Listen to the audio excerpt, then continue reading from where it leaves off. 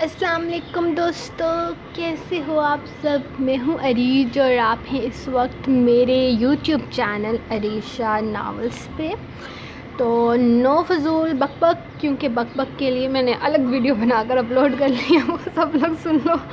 تو let start آج کی ایپیسوڈ، جو کہ میں نے صبح فجر کے ٹائم اٹھ کے لکھی ہے، کیونکہ رات کو موبائل نو چارج، اور پھر یہ ہوا کہ ہماری تقریباً 4:30 نہیں 3:45 بجے کے قریب لائٹ واپس آ گئی تھی، اور شکر اللہ پاک کا، کیونکہ یہاں پر تو ہمیں کہا گیا تھا اتنے دن بجلی دیں گے ہی نہیں، تو ان کو عقل آ گئی ہے، ہمیں بجلی واپس مل گئی ہے، اور لیکن کہا نہیں جا سکتا، ہو سکتا ہے کل بند کر دیں، تو اسی لیے تیار رہنا ہے آپ لوگوں نے بھی، خود ہی سمجھ جانا ہے کہ ریچ کیوں نہیں آ رہی۔ تو باقی میں نے کہہ دیا تھا کہ یار وہ میں نے ویڈیو اس لیے اپلوڈ کیا کیونکہ میں ان رائٹرز میں سے نہیں ہوں یار جو کہ مہینے میں آپ کو ایک ایپیسوڈ دیتا ہے۔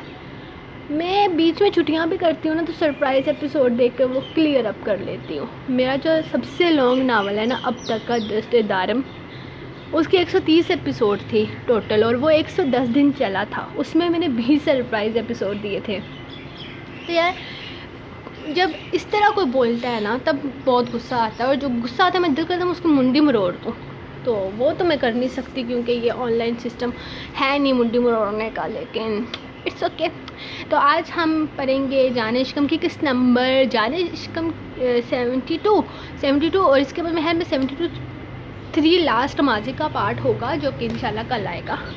تو آج کی ایپیسوڈ سٹارٹ کرتے ہیں۔ آج سنڈے میں نے چھٹی نہیں کی، چلو میں آپ لوگوں کو نا ایک آفر دیتی ہوں۔ آفر یہ ہے آپ لوگوں کے لیے، میں وہ بھی وہاں پر بھی لگا دوں گی، اگر آپ لوگوں کی دعاؤں سے آج پاکستان جیت گیا، یہ بولے تو انڈیا ورسز پاکستان، اگر پاکستان جیت گیا تو جان عشقم کا سرپرائز ایپیسوڈ آئے گا ہی آئے گا، اوکے؟ تو لیٹس اسٹارٹ آج کی ایپیسوڈ۔ اگر نہیں جیتا تو نہیں آئے گا، کیونکہ میں دکھ میں کچھ نہیں لکھ سکتی۔ تو آج کی ایپیسوڈ اسٹارٹ کرتے ہیں۔ جان عشقم قسط نمبر 72، تحریر عریشہ۔ وہ خاموشی سے کمرے سے باہر نکل آیا تھا۔ اگر کوئی اس پر یقین ہی نہیں کر رہا تھا تو پھر کسی کے سامنے اپنی صفائیاں دینا اسے بھی پسند نہیں تھا۔ یہ اس کی فیملی تھی، اس کے گھر والے تھے، اس کے اپنے تھے۔ اگر وہی اس پر یقین نہیں کر رہے تھے تو پھر وہ دوسروں سے کیا امید رکھتا؟ عنایا نے ایسا کیوں کیا؟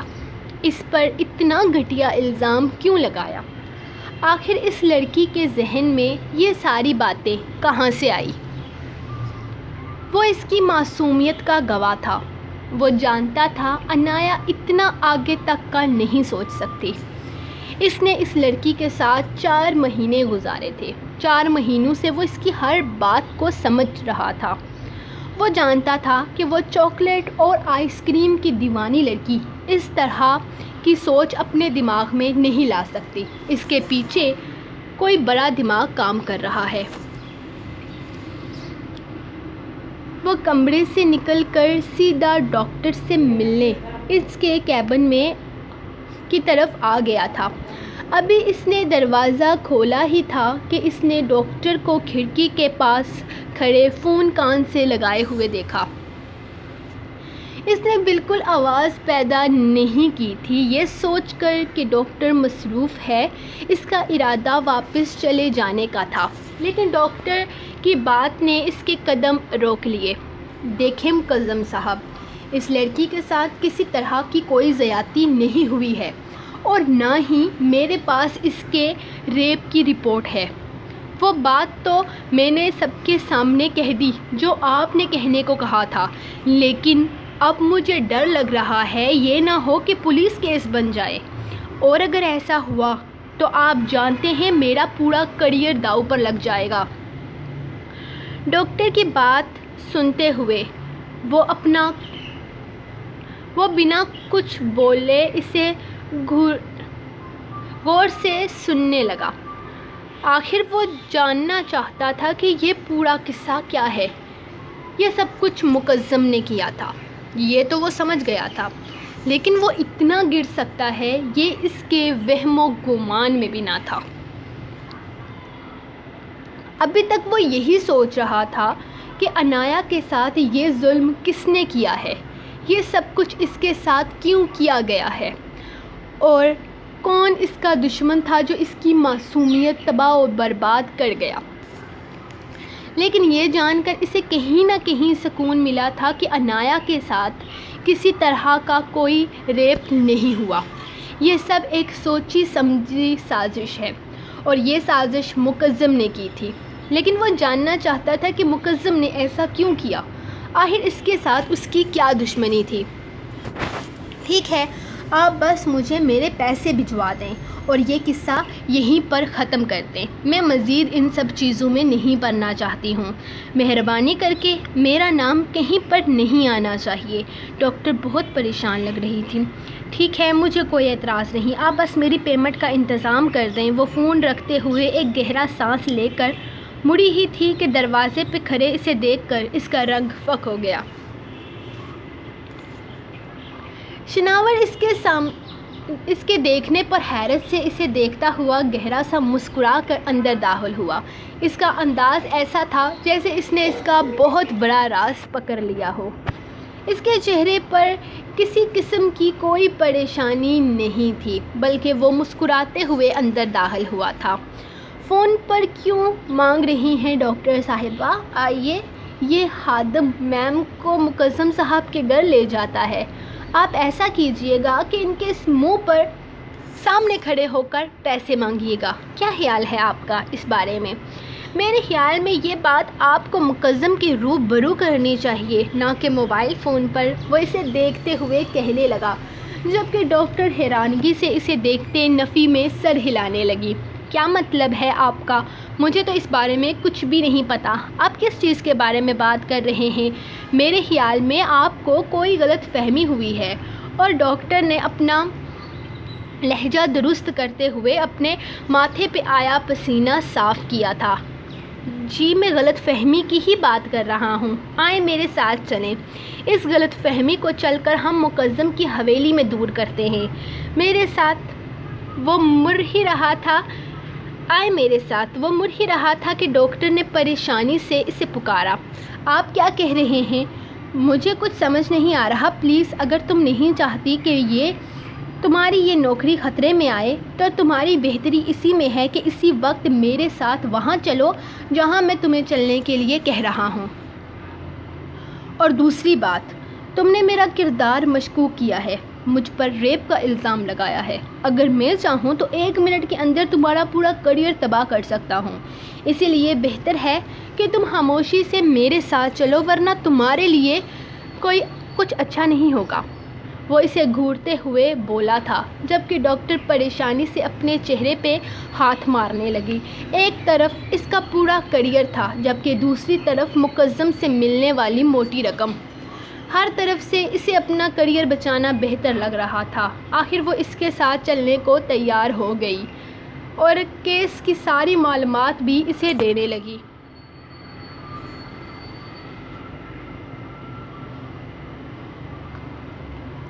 ہر طرف خاموشی چھائی ہوئی تھی۔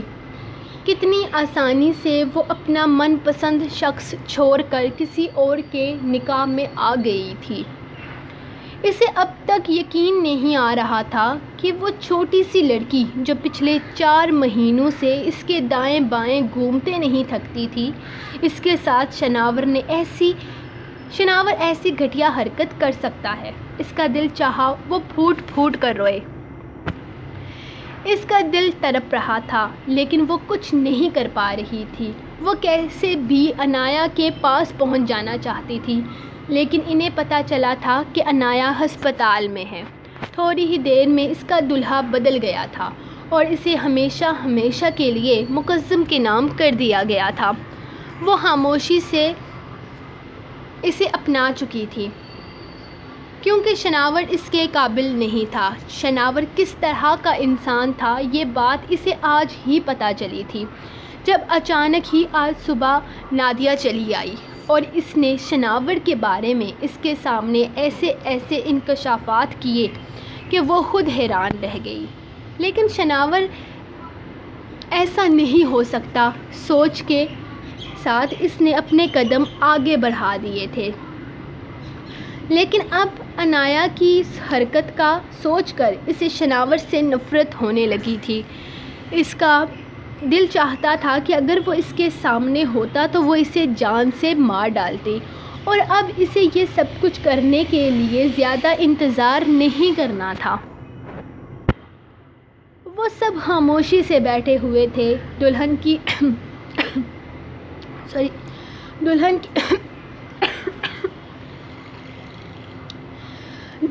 گھر میں جو تیاریاں اور رسومات کا انتظام کیا گیا تھا، مجبوری کی وجہ سے وہ سب کچھ کرنا پڑا تھا، کیونکہ خاندان اور برادری میں ابھی تک یہ بات پھیلی نہیں تھی۔ دلہا بدلنے کی وجہ بتائی گئی تھی کہ شناور ہسپتال میں ہے۔ لوگوں نے تفصیل میں جاننے کی کوشش تو بہت کی، لیکن ان سب نے کسی نہ کسی طریقے سے بات کو ٹال دیا۔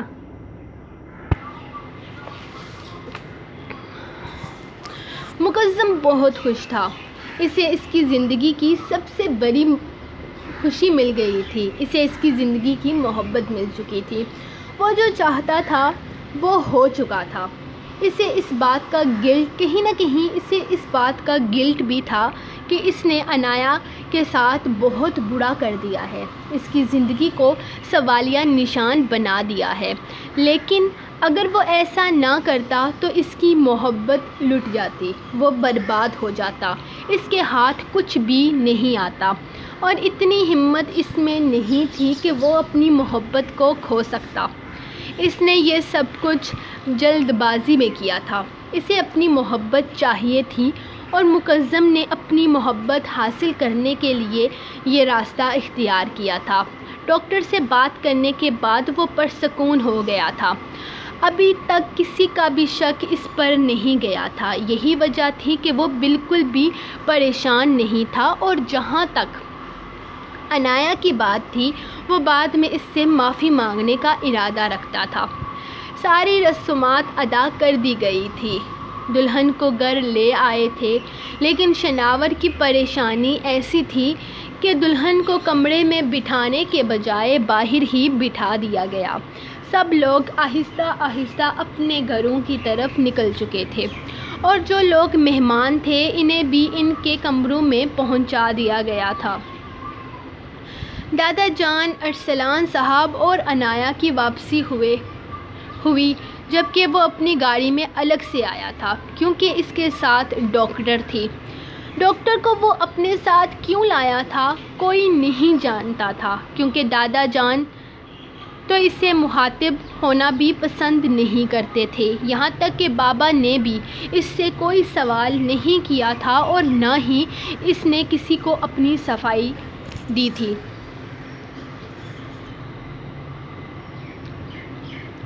ان کی واپسی کی خبر ملتے ہی سب لوگ ہال میں آ چکے تھے۔ امریش تو بس عنایا کو دیکھنے کے لیے بے قرار تھی۔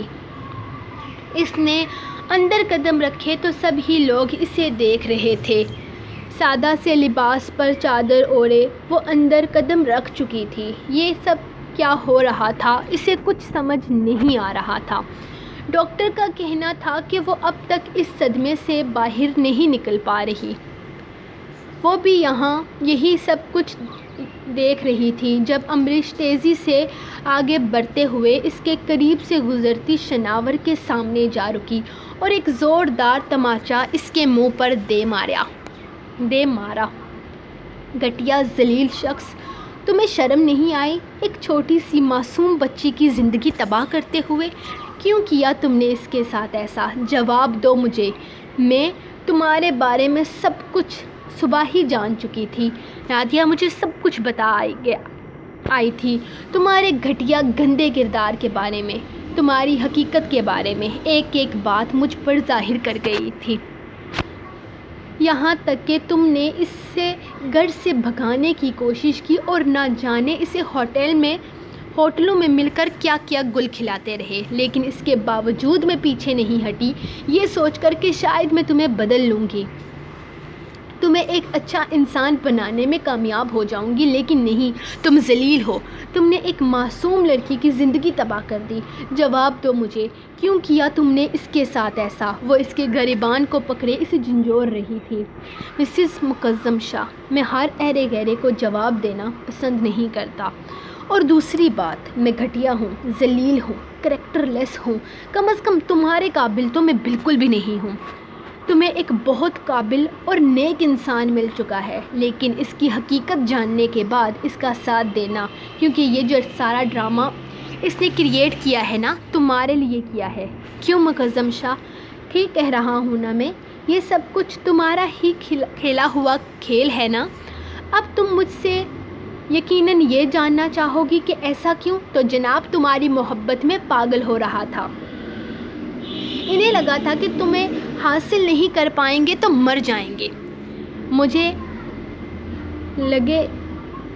لگا یہ صرف ایک کرش ہے تمہارے لیے، تم خوبصورت ہو، تمہیں دیکھ کر کسی کی بھی دلی خواہش ہو سکتی ہے تمہیں اپنی دلہن بنانے کی، لیکن اس کی یہ خواہش کب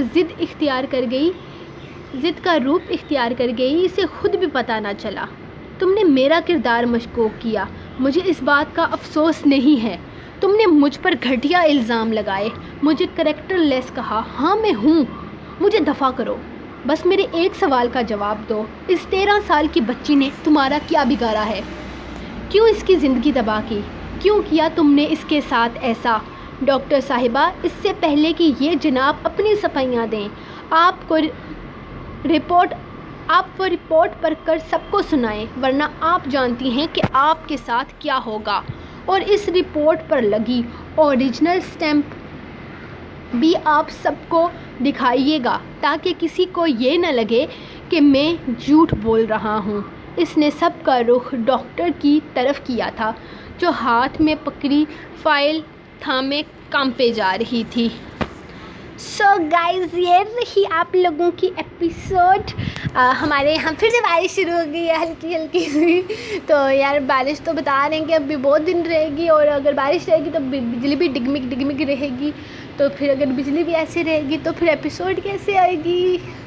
خیر وہ تو کوئی نہ، لیکن آپ اگر میں نے وعدہ تو کر دیا ہے، وعدہ تو وعدہ ہوتا ہے، جو کر دیا مجھ سے نکل گیا تو نکل گیا۔ تو وعدہ میرا یہ ہے کہ اگر پاکستان جیت گیا آج انڈیا پاکستان میں، تو میں ایپیسوڈ دوں گی، ٹھیک ہے؟ اگر نہیں جیتا تو نہیں دوں گی۔ تو یہ مت سوچنا کہ میں نے نا ایک دفعہ کہا تھا کہ آپ لوگ میرے 9000 سبسکرائبر کرو تو میں سرپرائز ایپیسوڈ دوں گی۔ تو کسی ایک بندی نے 1 سبسکرائب کیا اور مجھے آگے کہتی ہے کہ میں نے سبسکرائب کر دیا، میرا سرپرائز ایپیسوڈ ملا دو۔ تو وہ والا کام نہیں کرنا۔ دیکھو ہار گئے تو مطلب ہار گئے، ہاں، تو سرپرائز ایپیسوڈ نہیں آئے گا۔ اگر جیت گئے تو انشاءاللہ سرپرائز ایپیسوڈ آئے گا، اور لیٹ آئے گا تھوڑا سا، کیونکہ جیتنے کے بعد میں ریکارڈنگ کروں گی نا، تو ریکارڈنگ میں ٹائم تو لگتا ہی ہے۔ تو اب ہم ملیں گے یا تو پاکستان جیت گیا تو رات کے ایپیسوڈ میں، اور اگر پاکستان ہار گیا، اللہ نہ کرے پاکستان ہارے، تو کل ملیں گے۔